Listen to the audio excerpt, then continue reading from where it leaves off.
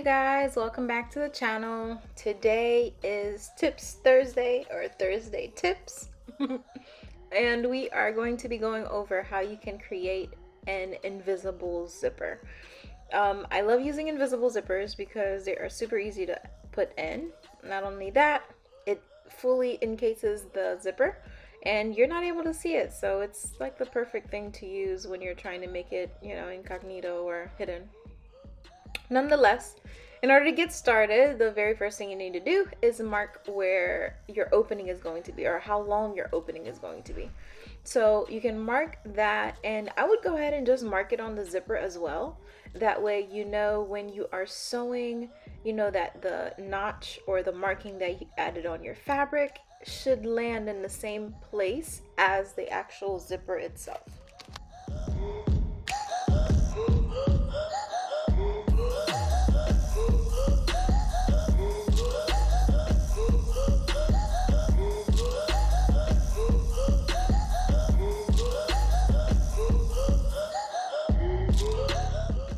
The next part here, step 2, will be ironing. Iron, iron, iron. So what you're going to do is open up your zipper, and while you iron, you will press down the zipper teeth onto the opposite direction that it's originally facing, just so that it's nice and flat and you don't have any crease there. Usually it is folded over where you have a crease, but the goal is to iron that crease out so that you can sew in that ditch. It'll create like a small little ditch, and that is where you aim to sew so that it can be invisible and you won't see any of the seam allowance.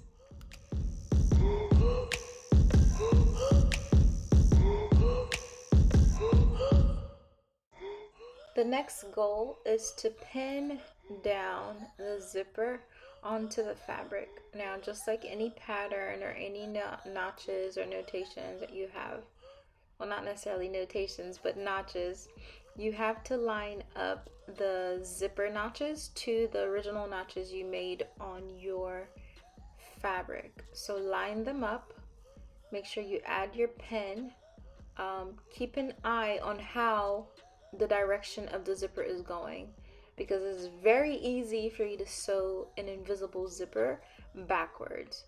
So keep that in mind when you are putting it together and pinning it. Once you pin it and you've sewn it, it's not easy for you to take it out and to redo it again. It's very easy to ruin the zipper, and you'll pretty much just have to get a new one if it's ruined. So just double check before you sew. Double check.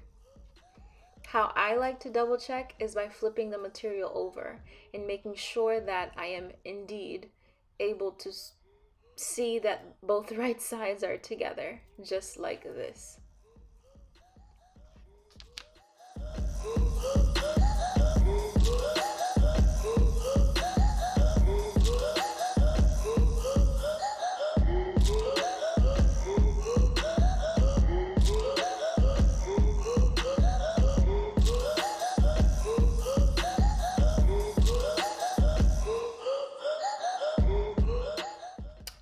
All right, you guys, we are almost done. Step 4, we are going to sew the zipper down into place. So once you have it pinned in place, and your pins should be perpendicular, you should start from the very top using a zipper foot and just sew along the ditch where we ironed. When you get to your notch, be sure to backstitch and lock that seam line in place. Okay, don't pass where the notch was. Make sure you stay in place. Y'all, don't judge my nails right now. I'm taking a break from getting my nails done, so they are looking a bit rough, but this is not a nail video. It's about sewing, so let's refocus. When you're done with the first side, move on to the other side. Now this zipper foot that I have, I'm not able to move the needle to go into the other side, so I'll actually have to start sewing from the bottom and work my way up, versus the other side where I started from the top and I sewed all the way down to the notch.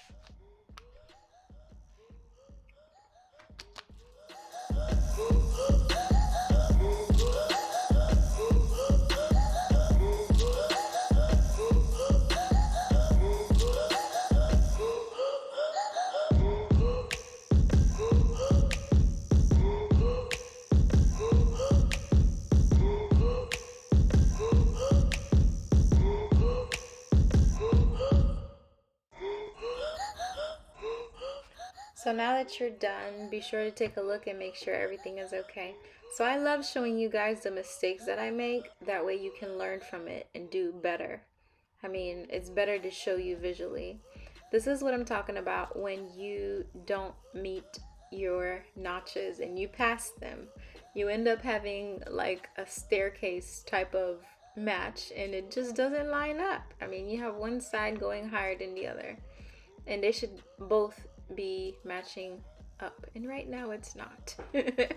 So you have an option of taking the one that is not matching and unstitching it, back stitching it where it should be, or you can add a few more stitches on the other side that is too short so that it becomes longer and matches to the side that is beyond your notch. The notch is there for a reason.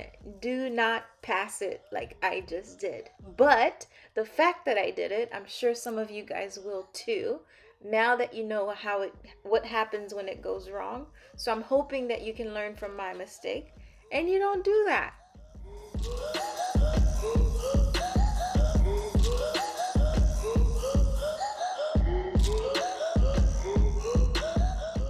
So I went ahead and I added a few more stitches just so that it lines up, and now it is nice and even. Everything looks good. So for the fifth step here, we are actually going to sew the seam allowance of the fabric together. If you kept the same seam allowance as the actual zipper, then that should be a half an inch. Some zippers, they're 5/8. Some are a little bit bigger. It all depends on the type of zipper you have going on. So just be sure to measure it. But as long as it's matching along with your original stitch line, and you can always measure from where your stitch are to the edge of the fabric, and you'll know that, okay, well, that will be your seam allowance. But just measure it to make sure that it matches, and then go ahead and add your pins so that everything stays in place.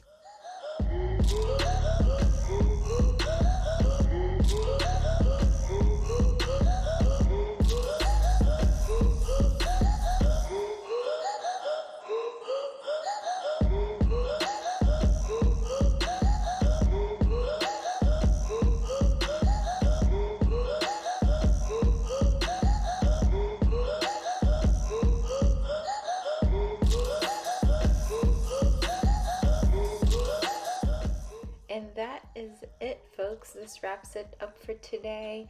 If you have not subscribed to the channel, please do so. Share, comment below so that I could answer any questions that you have. Do follow me on Instagrams. You can reach me there too. And I will see you next time. On Monday, we will be sewing the garment that we've been working on. I'm super excited. See you then.